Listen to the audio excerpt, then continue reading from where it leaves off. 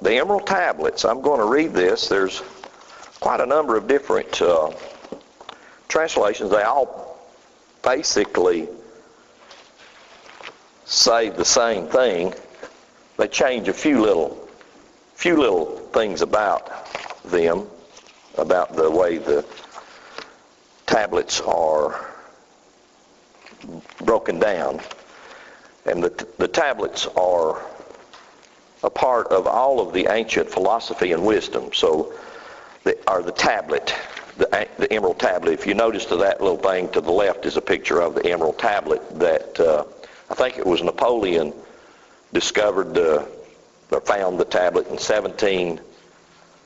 somewhere around 1790s, I think was the accurate date when the tablet was found. It's hewn in an emerald tablet. That's why they call it the emerald tablets. It's hewn in an emerald tablet stone, and it's dated to some 35,000 years old. So it predates most any kind of written material that we have for some reason or another. But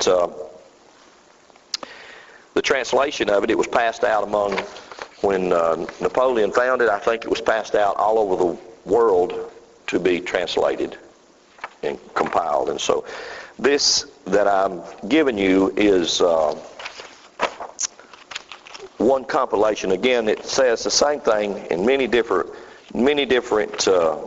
translations that I have. There's a few word changes, and I'll point out a few little things as I read it. I want to read it because it's very short. It actually has what's known in both Platonic and Pythagorean philosophy, it has what's called 7 principles. And when you go back and you study what I refer to as a perennial philosophy or the secret doctrine, basically it's all built on 7 principles. As when you start looking at Scripture, the Bible opens up with 7 principles that got turned day. And so an understanding of that, the 7 principles, changes a lot of things as you begin to see the Scripture, i.e. the Bible, in the light of what it was intended or what it was really written for a couple of thousand, 2,500, 2,800, 3,000 years ago. Because most of it was written as Hermetic philosophy. And Hermes Trismegistus is, if any of you seen the movie Thor, that's the same thing. Thor is the ancient philosophy, comes from the word Thoth. Some of them call Thor Thoth, T-O-T-H, which is where we get our word thought. So Thor or Thoth or Hermes actually is referring to thinking. So when you get into the philosophy and you begin to realize this philosophy is about thinking, it's like the cherubims, karub in the Hebrew. It's the Hebrew karub, got translated cherubims, and winged creatures. And we look at that and have been told by religion, because they are winged creatures, we call them angels. When in reality they were not angels, they were angles. So in the true philosophy of Hermes, those angles represented the 7 different astrological signs that create, or that the physical body, or the torus of the physical body, is in. And that's when they come up with the concept as above, so below. So all of this stuff ties together. So anytime you read ancient wisdom material, then it's all woven around this idea. And so you could say this is the sunum bonum, or you could say that this is the basis or the root, the source of all of these ideas and concepts. And so the Bible then begins to be a book of the unfolding of that. And as we study the Pauline epistles, especially 8 or 9 of Pauline epistles, which are considered to be the true epistles of Paul. So there's a lot of debate over whether 5 or 6 of the epistles are truly Pauline, and many scholars today say they are not. But the true Pauline epistles, which are 8 or 9 of them, or what's considered to be Gnostic. Gnostic wisdom just simply means to be esoteric or inner wisdom. And the more we look into these things, the more you look at these principles, the more you're going to realize everything it says is in you. Always has been. It's in all of humanity. Always has been. A part of the discovery of walking our path is to uncover that which is already there. And so many times we get lost in the path and the journey. Well, I say many. Most all the time we do. And the reason that is that we always get detoured by looking exoteric, which just simply means external or outward or literal. So what happens to all of us is we get duped, or i.e. deceived by religion that gets us to looking for external help. It's always outside you. It's something that's outside you, when your only help is inside you. Always has been. And so for any of us to experience transformation, it doesn't matter what wisdom material you use. It's like some people say all paths leads to the top of the mountain. And a lot of people have a real problem with that. And the reason they have a problem with that is because of the way it's stated in John when Jesus says, I am the way. And they refer to that as a personage, an external person, who we have been told paved that way for us, not knowing that that external person was only a story told about the internal person that you really are. So then I would just simply say, as Jesus is, and as Jesus said, as I am, you are. So all of that, again, getting twisted and getting us looking outside ourselves for answers in which we play church. I.e., we get involved in religion. We come and we learn how to jump through hoops and bind ourselves in boxes that we call beliefs. We do that. Everybody has done that. And it's so hard to get out of that box. That box is a difficult box to climb out of. It's a pig pen or a playpen. It's the same thing that we find ourselves in, and many times that thing has the tentacles wrapped around us and has us in prison. So we actually wind up being in a prison that has an open door and don't know how to get out of the door. So all of those things I said, I could say, Selah, hit the pause and rewind button and just play it over and over again, because you have to really think about it. And that's what we're not accustomed to doing. When we come to this place we call church or gatherings or whatever, we're not accustomed to thinking. We're just accustomed to being entertained.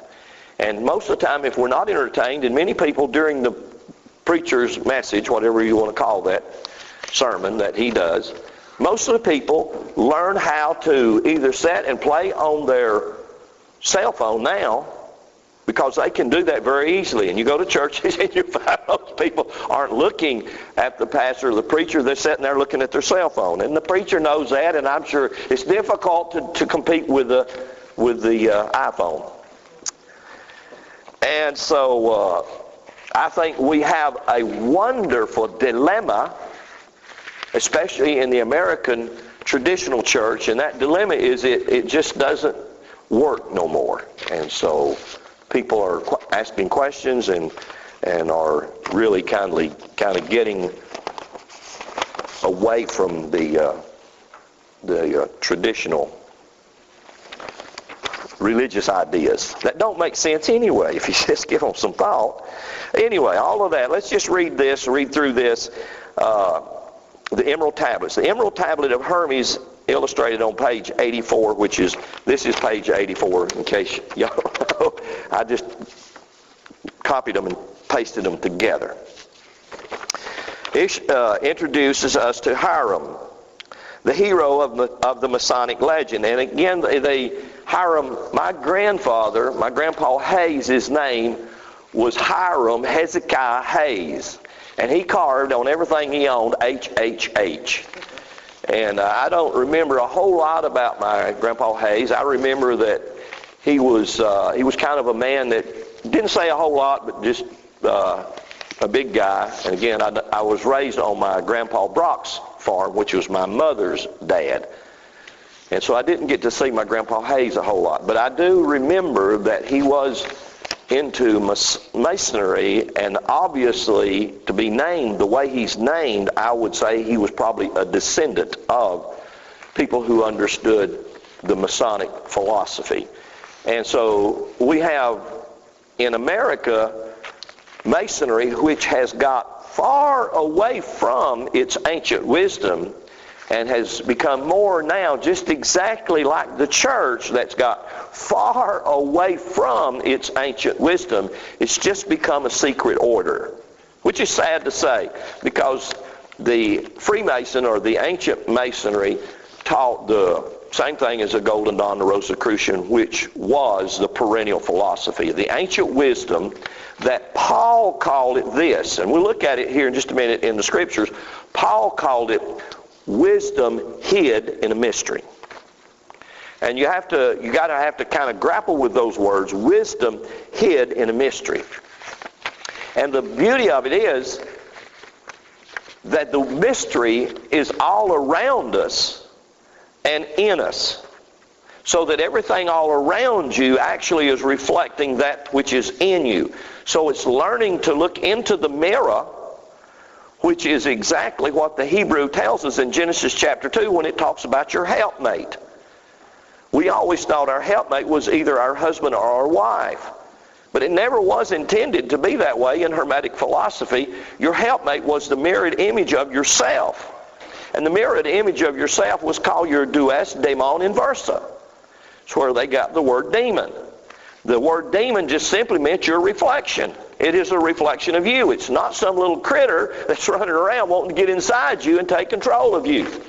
Simply because it don't have to. It's already inside you and in control of you. So your demon's pretty much in charge of you anyway. And all he's doing is reversing through the mirror who you are, where you are. It's hard for us to gaze into the mirror long enough to extract where I'm at. And so again, I'll extract on certain words. Masonic legend. The name Hiram is taken from the Chaldean Shiram, which is from, if you remember the story of Abram, which is a medical story about how your cerebrum, Sarah, Abram, which is the same thing, your cerebrum is Sarah and Abraham. So when you understand that your cerebrum, which is your top brain, your right and left hemisphere, your Esha and your Esha, that's your top brain. Your Esha and your Esha is always that Hermetic philosophy referred to as being married. It wasn't about a man and a woman marrying each other.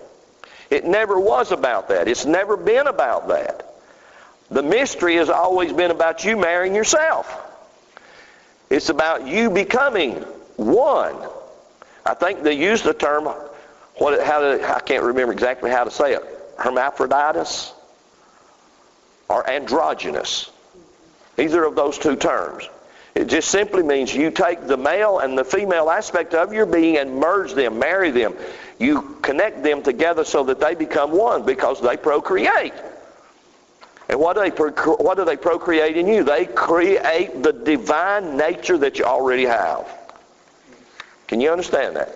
And it's out of that divine nature that you and I begin to direct our path. It has nothing to do with mistakes or failures or even stirring away from the path.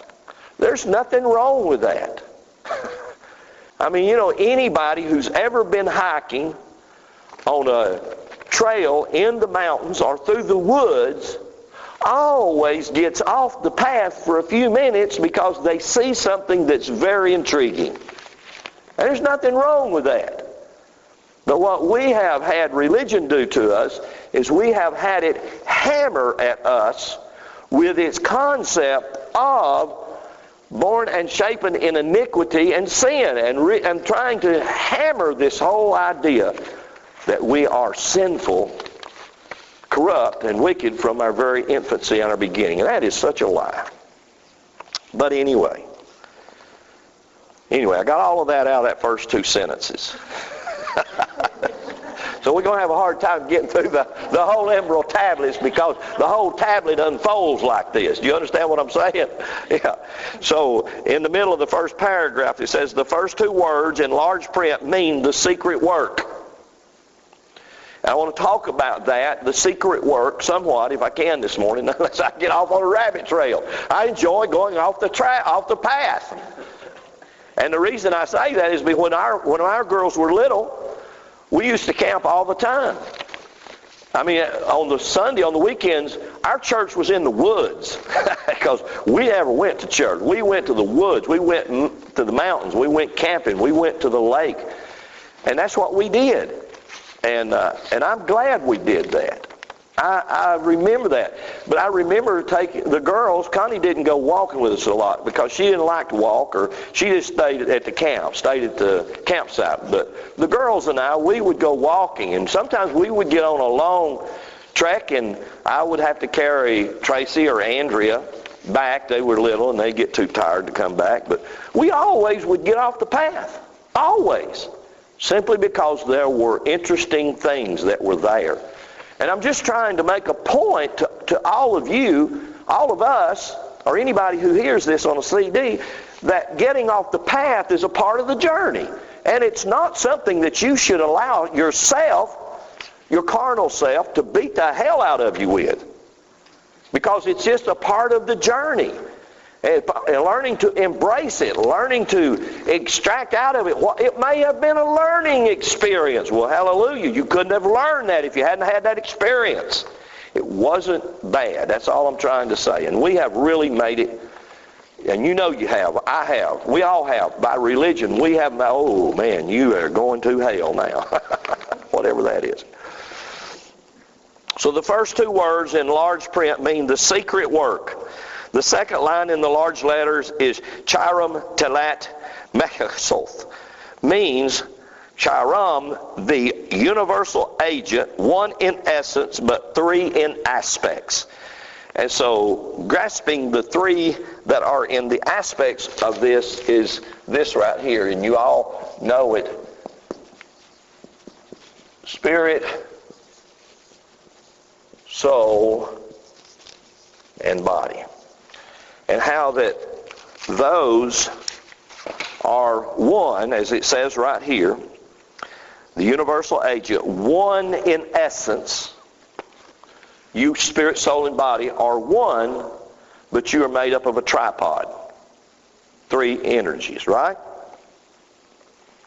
Translated, the body of the tablet reads as follows. Number one, it is true, it is no lie, certain and to be depended upon that the superior, when it uses this word superior, some translations will use this word above. So when it says superior here, again, you can get different translations of it. Instead of saying superior, it will say above. So it says that the superior agrees with the inferior. Or you could say that the above agrees with the below.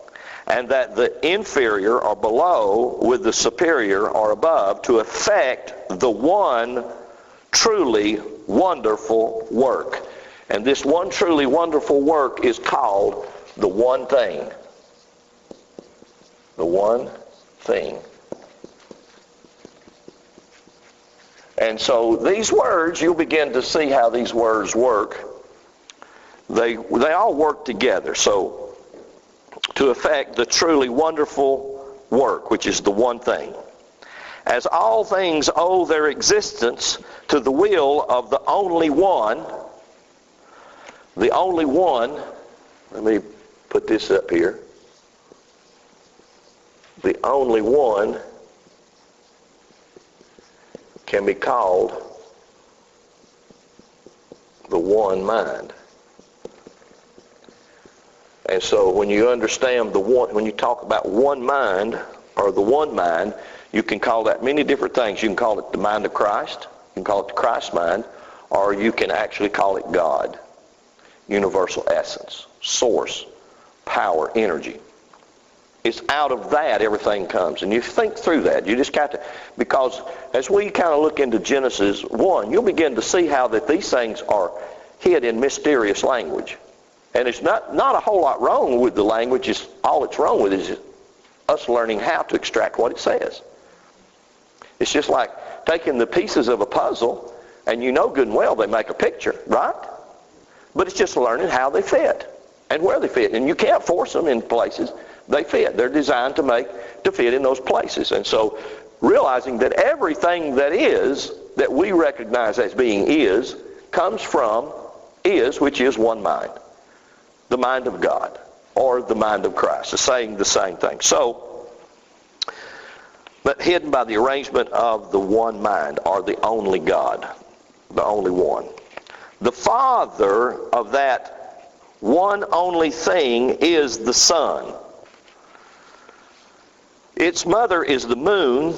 The wind carries it in its wings, but its nurse is a spiritus earth. It means it's a fire earth.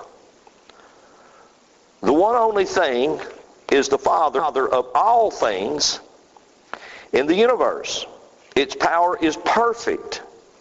You know, and I like this. I like the way that this words, the way it words what it words, because we have so many crazy ideas about a universe that is hostile. When any of the ancient materials never depicted a hostile earth where hostile aliens come and they're really here to destroy you. But it pictures a perfect earth, a earth that, our universe that is perfect in symmetry. In other words, there is no error there. There is nothing there that's gone awry or went wrong. Like you and I have been taught to believe in Genesis 2 and 3, something went wrong because someone snuck in here who had rebelled against God and caused a universal chaos. See, it's just not there. It's not in any ancient material. There was nothing in the mind of the ancients that had anything to do with a universal chaos. It always depicted a perfect creation, a perfect earth, a perfect universe. Its power is perfect. After it has been unified to a spiritus earth, or a fire earth. Separate the spiritus or fire from the dense or crude earth by means of gentle heat. And this word, let me give you an idea of what this is saying. When it's referring to the spiritus earth, and then it's referring to the dense or crude earth. What it's referring to here is spirit or air and physical or matter. So it's referring to heaven and earth. And it's showing you how to discern the difference in the two, because the two are actually one, but the way you have to discern the difference in them, it says here, it uses this word, it uses gentle heat with much attention. Do you see that? Now think about that. You have to kind of brood on some of these things. It says with gentle heat with much attention. Do you want me to tell you what that is? That is just meditation and contemplation. It's merging the two. Because as you close your eyes, enter into that area of darkness, that's where the mysteries unfold. So, I would say this. Through meditation, through the art of learning to meditate, and there's a lot of difference in the ancients and what they taught about meditation and what most Christian material teaches about musing. Because Christian material will teach you about musing and call it meditation. And what they teach you about musing, calling it meditation, is to take the book that we have called the Bible that's translated and take the words that's in it and just think about them over and over and over and over and over. That's not meditation. Meditation is totally the opposite of that. Meditation is learning to totally still your mind without thought. As a matter of fact, all of the ancient materials taught that meditation was no thought. And so if you've ever seen movies like The Samurai or many other great movies that teach ancient wisdom or Oriental truth, you remember the thing that Tom Cruise, the problem he had when he was learning to fight as a samurai? The guy told him, he said, "You got too many minds." You got your mind here and your mind there. He said, "No mind, no mind." And it was when he learned to get into that place of no thought, and it's in that place he was in the place of the one mind. He was in universal energy. And it's out of that are the answers to all of the questions we have. So again, let me read this middle part here. It says, its power is perfect after it has been united to a spirituous earth. Separate the spirituous earth, which is the fire earth, from the dense or the crude earth by means of a gentle heat with great attention. In great measure, it descends from the earth up to heaven and descends again, newborn on earth, and the superior and inferior are increased in power. Let me read on. By this thou wilt partake of the honors of the whole world, and darkness will fly from you. This is the strength of all powers. With this thou wilt be able to overcome all things, and to transmute all that is fine and all that is coarse. Now, you can say that's a large paragraph, but actually there's 7 sayings that we just read. There are actually 7 sayings that are broken down right there. And he says, in this manner the world was created. By the arrangements to follow this road are hidden. For this reason I am called, and he goes on to say who he is that said that. So he's saying the answer to everything you got's on that one page. To every dilemma and every problem. Now, it takes a lot of musing and a lot of meditating and a lot of getting quiet and literally hundreds of thousands of volumes of books have been written off of that one page or that one paragraph. So that's a pretty phenomenal piece of material.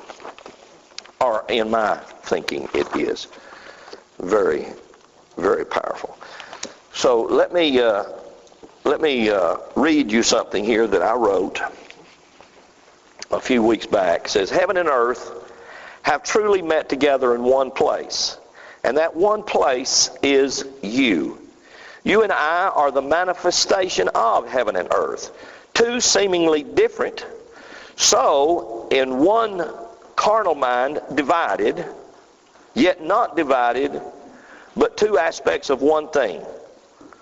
And so, when you read the emerald tablets from another translation, I want to read it to you from another translation. I want to read you just part of it from another translation. In the one I just read you, it says the Father of that one only thing is the Son. From this translation, it just says its Father is the Son. And so, when I am referring to what I just read to you in this material, I said, you and I are manifestations of heaven and earth. 2 seemingly different, yet not divided, but 2 aspects of one thing.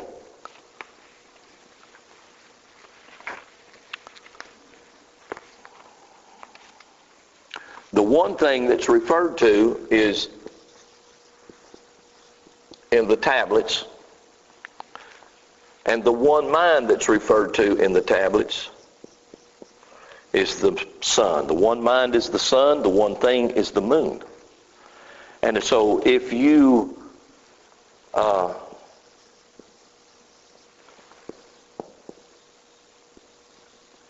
The moon is feminine. The sun is masculine. And you can see that. And from the sun, which is the only one, or the one mind, from that emanates all the energy that is to the earth. I know coming down here, Connie made a statement. When we were riding down the road, she said, boy, that sun feels so warm. Yet she's in the car, and the windows are all up, and yet she made a statement. She felt something. Now, you know good and well what I'm talking about, because every one of you felt that if you were on the sunny side of the car, right? What was that? Well, that's called emanation. And so I want to use that phrase, emanation, because it's understanding that phrase, because that phrase is used, especially in Genesis 1, it's used in a way that throws us off the path. And I wouldn't say that it's designed to do that. I would say that what happened is we lost the ability to extract what it was saying, what it was meaning when it said what it said. So the one thing is the moon. It's a symbol, the moon, which is always a symbol of water. And the reason that it's a symbol of water,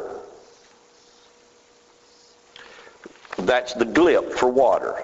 The reason it's a symbol for water is because water, number one, is unstable. Right? And water, another thing that's unique about water, water always seeks the lowest point. So in other words, if we were to pour water into this room, we would find out where the floor is actually low at. And so if you live your life from the time you're born until the time that you exit, till the time that you cease to be in this incarnation, if you just live your life from your water nature, which is also, we get the word matter, we get the word mother, etc., etc., Mary, Martha. If you live your life by that, here's what it will do to you. It will always pull you down, because that's its nature. If you watch the moon, what does the moon do? When the full moon is out, what does it do to the water? It always pulls it away, don't it? You can find out what they call that. Low tide? Isn't that what they call it? Low tide? What's causing the low tide? The moon. Does the moon have an energy? Well, of course it does. It has to have. If we can understand that we are many times, we are quarter moon, or half moon, or full moon. And that's why we all have what we call emotions, right? And what happens when you ride your emotions? You're up and down. You're up and down. You feel good, you feel bad. You feel good, you feel bad. And that happens, it can happen from day to day. Or you can have a whole week of feeling good. Or you can have a whole week of feeling bad. And you know, doesn't this happen with young women when they are in their cycle?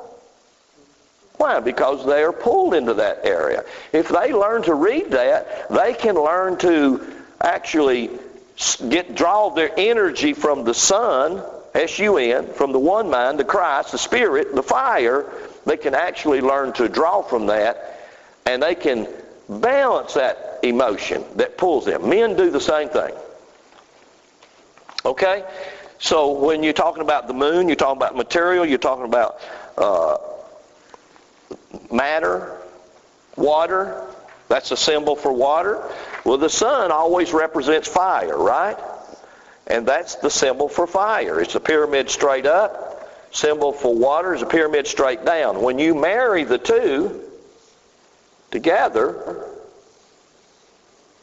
voila, what do you have?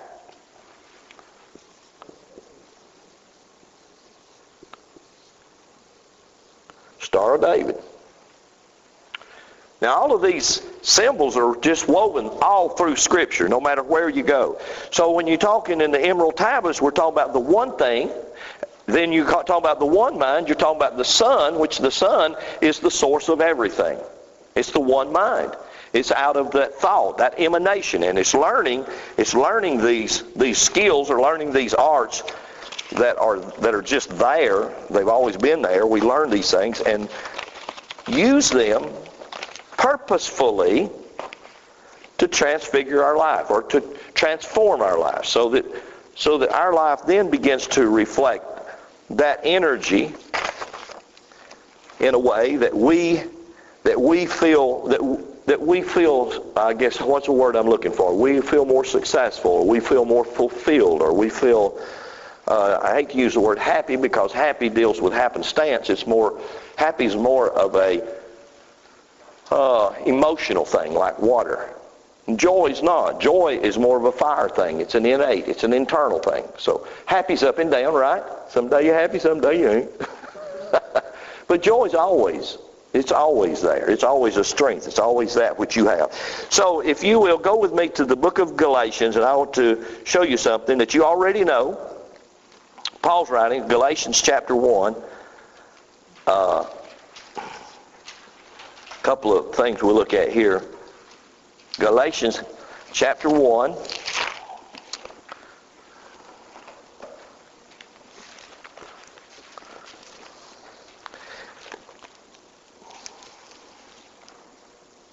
And it says in verse 15,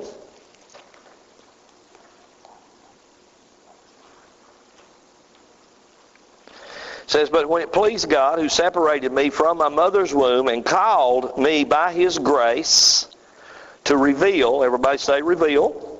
That's the Greek word apocalyptos, which actually means to disclose or to uncover. And so to disclose something or to disclose it just simply means to shed light on it. And I want you to pay real close attention to what he's talking about when he says shedding light on something. Because Paul's experience was an inward experience, not an outward experience. It wasn't something that happened to him from the exoteric ideas. It was something happening to him from the esoteric or inward ideas. And notice what he said. Verse 16, to reveal His Son where? In me. Can everybody say in me? Well, you see, that's not something you invite there as religion has taught you. That's something that's born there.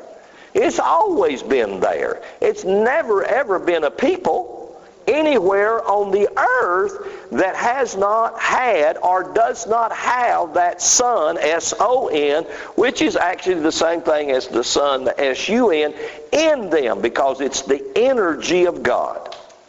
It's the power of God. It's the source of God. It's the essence of God. And it's in you. It's always been in you. So what is Paul saying? He said, He revealed His Son in me. And you and I need that revelation. We need that light. That's what the word apocalypso is. So shine the light on this. We need to allow this light to shine inside us so that we can know. So that we can discover. Another word for apocalyptos is to discover. Well, we are pretty much on a discovery. I talk about being on a path. Many times on the path you discover things, don't you? So this morning we could have a great discovery or a great awakening or a great unveiling of something that's always been inside me, and that which has always been inside me will and can transform me, energize me, empower me. And it will, it does. It's meant to empower us. So it's in every human being that's on the earth. Now, in Hebrew, I wanted to write something on the board right here. And I'm going to do it with the Hebrew glyphs. So,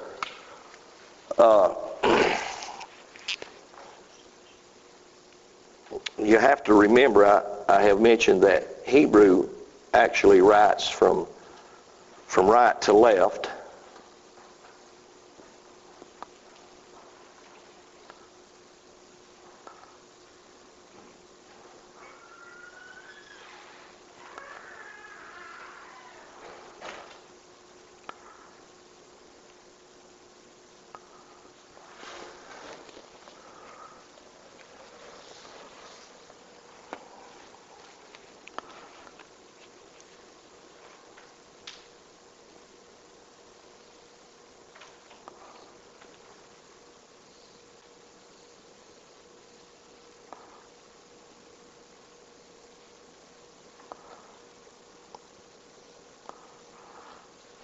You'll see a lot of the same glyphs that are used this one, this one, this one, this one, this one, this one, this one, this one, this one. You see them used over and over again. You see them. And you'll see them again like we put up there last week, and I showed you several different words in Hebrew. And you hear this word, Beth Rash, which they put vowel sounds in it, and you would have a little A here, and call it B-A-R-A, bara. So the word bara, actually, we get our word created. So that it says, in the beginning, that's Bereshit, God, that's Elohim, created, that's bara. Now I'm going to show you something right here, and because this is in you, it's in every one of us. And so, as we grasp this, again, going from right to left, backwards, Ba, Beth, Rash, Alif, which putting vowel points in it to give it to sound. That's all. Actually, what this is a formula. This is a formula for energy. It's not really a sentence. But what we've done is we made a sentence out of it. Just like if I took Genesis 1 or all of the whole 258,000 graphs from Genesis 1 all the way through to the end of, Deuteronomy, the last of the first 5 books of the Bible. There's 258,000 of these glyphs, these holy characters. And these holy characters represent a mythological or mysterious energy as it begins to do this, create itself in a 3-dimensional world, i.e. the physical world that you and I live in. So if you'll notice, this word, bara, and this word have the exact same glyphs but different locations. You see, right here, this starts out with a rash, which has a 200 value. Starts out with a rash, and then it has a Beth, Vayith or Beth, which has a 2 value, and the Aleph, which has a 1 value. So you see, these 2 words sound like the same, but this one starting out with a rash and then a Beth, it would be R-A, Beth, R with a put a Beth, B, hey. So you're getting the vowels here, H. Rabbah. So you have bara, rabbah. So you have rabbah, bara, and then you have this word right here. This is a gimiel or a gimel, or we get our G sound out of it. Okay? And this word right here, you could call this word Gabara. G, put a vowel point in it. Beth, here's the B again. A, here's the R again, R sound.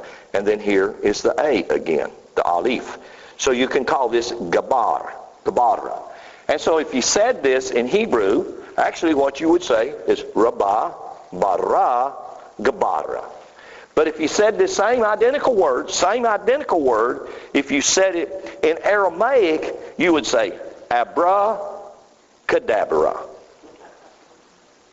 It's exactly the same identical word. But what does it mean? It means as I speak, I create. Now that is how Genesis chapter 1 opens up. And what happens is we have a word. Now this is the unveiling. This is the uncovering. This is the shining of the light of the sun. You can also call it, if you want to, S-O-N or S-U-N.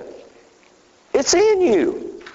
When Paul had this experience, we called it his road to Damascus experience, didn't it? This light shines so bright, he seemed to have had a physical blindness. But what happened was he was so lost and enthralled by the light as it unfolded itself to him. You and I can experience that too. We do experience that many times. And what happens is we bask in a moment of inspiration. We can call it revelation. Do you understand what I'm saying? What happens is God just begins to unfold Himself, and this is exactly what happens. Rabar, bara, gabara. Abracadabra. And what happened? Out of that, we begin to learn the power that's in our speech. The literal power of the Word, of the Logos. The Logos is that which God says inside you. It's not that which you read of words on a page of a book. It's altogether different. So that out of this art of silence, learning to, when we read here about the emerald tablets, we're reading about something that's going up and down, that's coming from earth to heaven and then coming back down from heaven to earth. It's the exact same thing that happened when Jacob laid his head on a pillow and he saw these angels going up and down. That's exactly the same story, just told a little bit different way than the emerald tablets. It's what happens to you when you close your eyes in meditation and your breath comes in through your nostril and goes down into your body, and the stone of scones, which is the sacrum, which is the same word, the sacrum, which is the 5 stone at the very base of your spine. It looks like this. It's made up of one. 5 stones. That's what he laid his. From there, you have the spinal column. It goes up through there like this, etc. You have, with these 5 stones, you have the 32 steps or the 32 paths right up here to the fire disk with wings on it, the caduceus. It's in every one of you. It's in your back. It's your spinal column. From your sacrum right up here to your colostrum. And it's like I showed you at Christmas when we're talking about this, when we understand sacrum, Santa, colostrum, that's the part around the cerebrum, colostrum, you call it Santa Claus. You understand how Santa Claus goes up and down the chimney. He goes up and down the spinal column. It's the energy of God. It's marrying the two to one. It's marrying the above and the below. It's taking the physical and the spiritual. It's taking the above and the below and making them one. You know, does that make any sense? No? Yeah? So, let me get you to go with me. You're right here in Galatians. Go backwards there to 1 Corinthians chapter 2. 1 Corinthians chapter 2.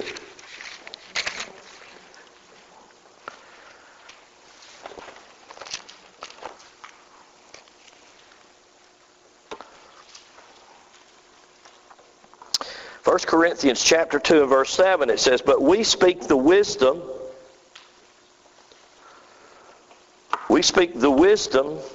of God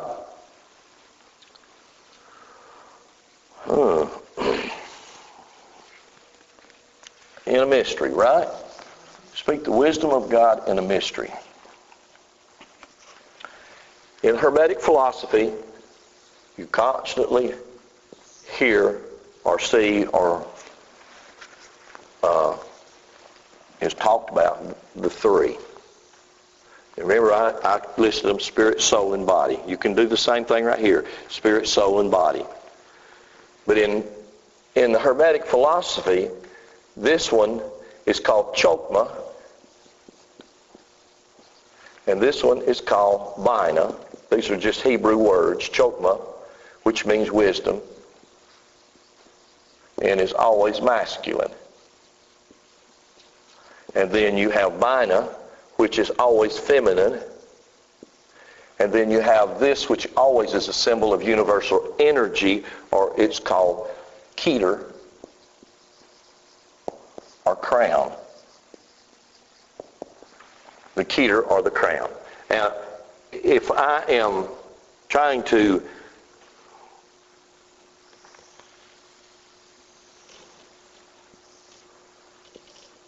Now, these are not your eyes. This is yes. Here's your eyes.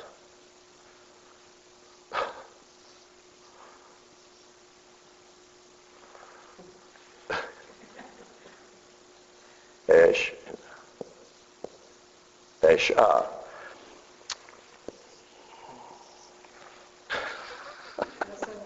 You got my? Did you follow my little? This is the ram. This is the Aries in the astrological signs. This is the Adam and Eve. Every bit of this, all of the ancient philosophy, all of the ancient wisdom was about the anatomy of the physical body. So when you're reading everything in Scripture, it's about the anatomy of the physical body. If it's someone laying his head on a stone, I mean, you got to think through that. You have to think, hey, it's nobody going to go out in the woods and find a couple of hard rocks and say, I got me a pillow. He ain't going to do that. I mean, even if he's drunk, he ain't going to do that. If he's drunk, he might do it, but he'll wake up with a headache, a crick in his neck, or whatever, So when you read these stories, then you got to think a little bit deeper into them. When you talk about Sarah and Abram, and where was Sarah? Where were they coming from? They were coming from which is the same as in Hebrew as or, which is the same as I put it on the board for you last year. It's the same as light. It is light. Where did they come from? Of the Chaldees. The word Chaldees simply meant magicians. It actually meant astrologers. It meant men who understood the wisdom of light that comes from astrology. So Abram and Sarah was referring to the same thing in Genesis chapter 2 as Esh and Asha, which always has been the philosophy of ancient wisdom, male and female. Make the two one. Marry the two one, because when you marry the two one, then they learn how to operate under abracadabra. They learn how to operate under the power of their word that creates. It's inside you. And learning to attune ourselves to that. It is a discipline. It is called the great work. It's not free, but it don't cost you anything. It costs you everything. I mean, you die to it. You sell out to it. But what is the reward of it? The reward is you create with your speech. You learn how to direct your path with the words that come out of your mouth. The two-edged sword pierces out of you. It's not out of a guy riding back on a white horse over in the Middle East to kill everybody. Goodness gracious. You follow what I'm saying? So here, when Paul says right here in 1 Corinthians chapter 2, verse 7, we speak the wisdom of God in a mystery, the hidden wisdom, which God ordained before the world unto our glory. Y'all hear that? I mean, you hear that. What is this wisdom? Chokma, bina. It's the marrying, it's the merging of the energies of the triune aspect of whoever we are, which is God as He manifests in physical form, which is you. You are the physical form. I mean, why do we want to run away from the very fact in Genesis 1:26 and 27, I made man as my image. And when he said that, he was referring to Adam, which you can get that word out of these. Aleph, Dalet, Mem. Adam. Which is who you are. And you were formed from the dust, the afar, which you can get the word afar. You can get that word out of these. Translated dust. What is it? It's particles of light from the ground, which is the Adamah. You can get that. You can get the Hebrew word Adamah out of these. Aleph, Dalet, Mem, He. Adamah. And we thought that it's where God made a mud ball and we're it. We have thought so lowly of ourselves when God has thought so highly of ourselves. We have thought so less of ourselves when God's thought more of ourselves. So what would be better? Wouldn't it be better for you and me to put on the one mind, which is the mind of God? Yeah, it is. And that's exactly what God has designed for all of us to do and what God desires for all of us to do. So I'm just going to kind of quit right there. I've got a whole lot whole nother page there. I really wanted to put those words I had on the board last week up here and work with them from the abracadabra. As I speak, I will create. Because of what's said right here in Genesis 1:3. I mean, this is a real key. It is a mystery. It's wisdom that's hid, but it's a real key, and I wanted you to look at it with me. Genesis 1:3. And God said, Amar. I can get that Hebrew word out of abracadabra. Amar. And God said, let there be light. Or, I can get that word out of abracadabra. You have to understand what the word said means is to emanate. And I will tell you what emanates out of your being is your breath. You do not make your breath come out. It does it of its own. And when it comes out and leaves your physical body ceases to be. It will rot.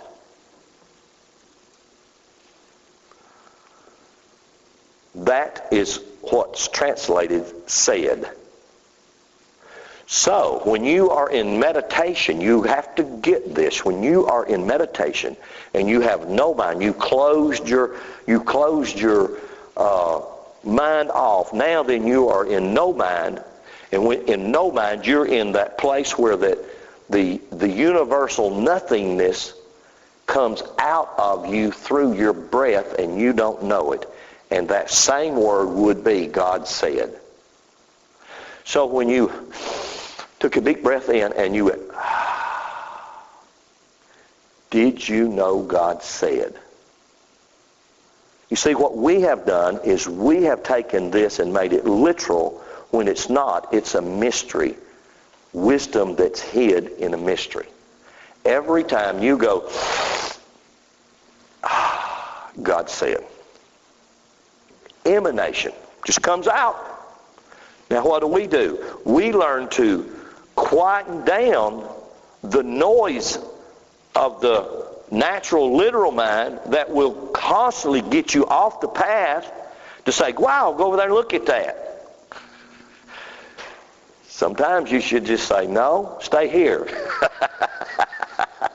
Go over there and look at that, get you in trouble a lot of times. That's okay. Maybe you needed a little trouble in your life. But God said, come on back over here. Come on back. I use this phrase all the time. It's kind of hicky and hillbilly. I want to show you something. That's what God's always saying to me. Come over here. I want to show you something. I said, okay. All right, God, I'll come over there. I want to see what you're saying. Okay, I quit. I'll just unhook there. Y'all have any